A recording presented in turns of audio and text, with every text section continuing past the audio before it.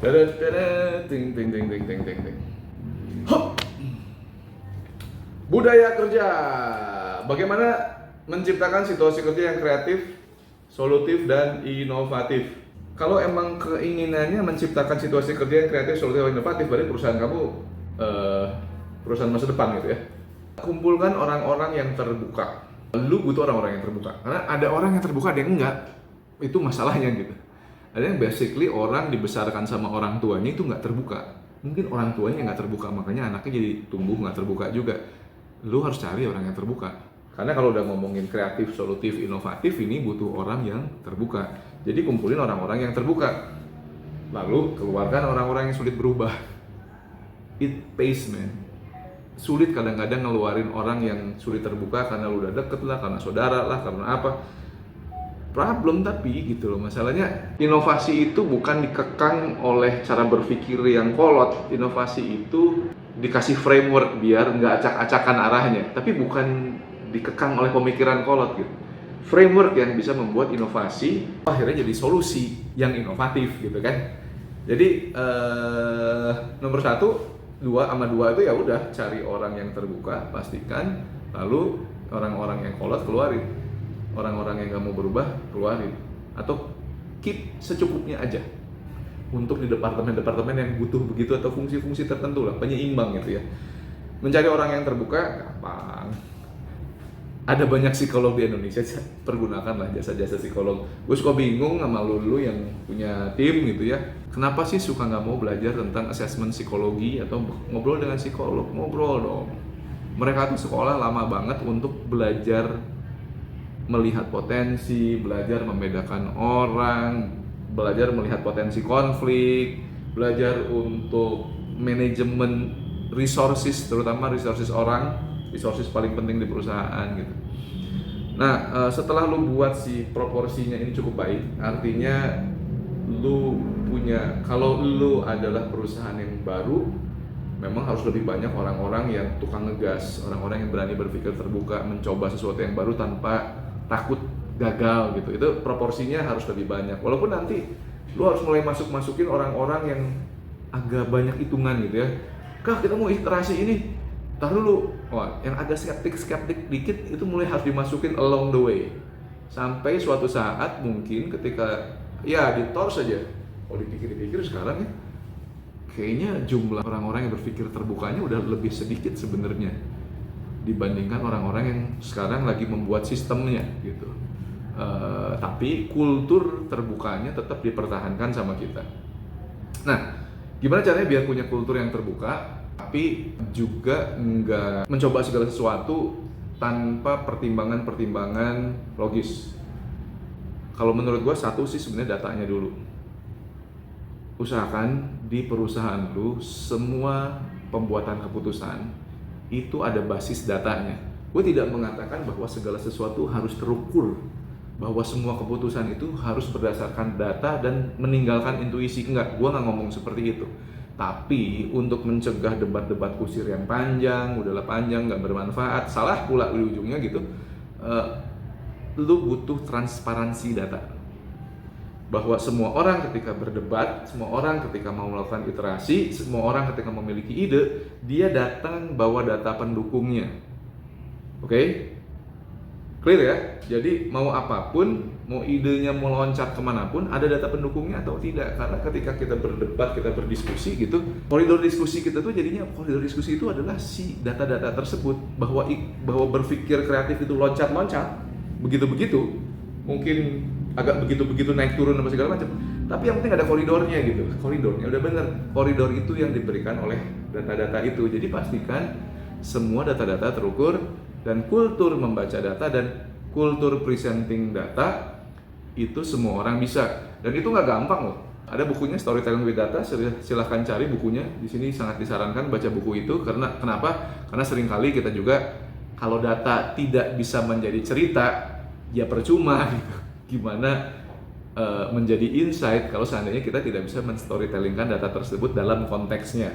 Jadi kalau lu udah punya data-datanya, data-data transparan, misalnya data-datanya real time atau H+1 paling tidak gitu, lu selanjutnya Tinggal memastikan bahwa orang-orang memang bisa storytelling dengan data tersebut. Yang kemudian kalau orang-orangnya tadi kulturnya terbuka, sebenarnya nggak akan terlalu sulit. Diskusi-diskusi di lu harusnya akan sangat hidup tuh. Itu akan enak lah. Semua orang akan merasa bahwa oh, semua di sini di perusahaan ini berpikir terbuka, dihargai, ide dihargai, gue jadi betah. Dan itu terbukti loh. Ini nggak muji-muji Tors sih, tapi ada beberapa karyawan Tors yang kita coba assess gitu-gitu. Dan salah satu jawaban mereka tentang kenapa mereka masih bekerja di Tors, karena mereka bilang di sini saya boleh berpendapat. Itu asik banget emang. Gimana cara mengelolanya? Ya harus punya framework. Lu mau pakai KPI, mau pakai OKR, silahkan pilih mana yang cocok sama kamu, dan banyak sekali framework yang lain. Gue nggak akan usulkan satu di sini. Tapi kalau untuk kita di perusahaan kayak Tors yang harus lari cepat, iterasi itu biasanya kita ukur, kita presentasikan, kita share pada departemen lain itu seminggu sekali. Jadi kayak sekarang ini hari Senin. Hari Senin, teman-teman di departemen sales, di departemen marketing gitu, biasanya mereka mengiterasikan apa yang mereka lakukan seminggu yang lalu, yang mereka presentasikan di hari Senin minggu lalu gitu. Nah biasanya kalau di kita hari Selasa ini semua iterasi-iterasi dari bawah. Kalau ada masalah, kalau ada tantangan, kalau butuh bantuan, dibawa, di raise ke level atas, di level manager, head, CEO, COO. Itu di hari Selasanya langsung dilaporkan. Jadi kalau perlu bantuan ya kemudian dari hasil meeting hari Selasanya itu. Jadi Senin itu semuanya mengevaluasi, hasil evaluasinya baik atau buruk dilaporkan kalau perlu di meeting yang hari Selasa. Kalau seandainya nggak perlu ya jalanin aja terus iterasinya gitu. Nanti dia akan ketemu lagi hari Senin lagi.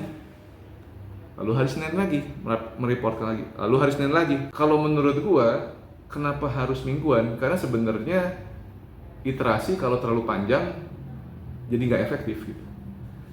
Kalau misalnya lu mencoba iklan, anggaplah iklan gitu. Alternatif 1, alternatif 2, alternatif 3, kopinya beda nih, copywritingnya beda.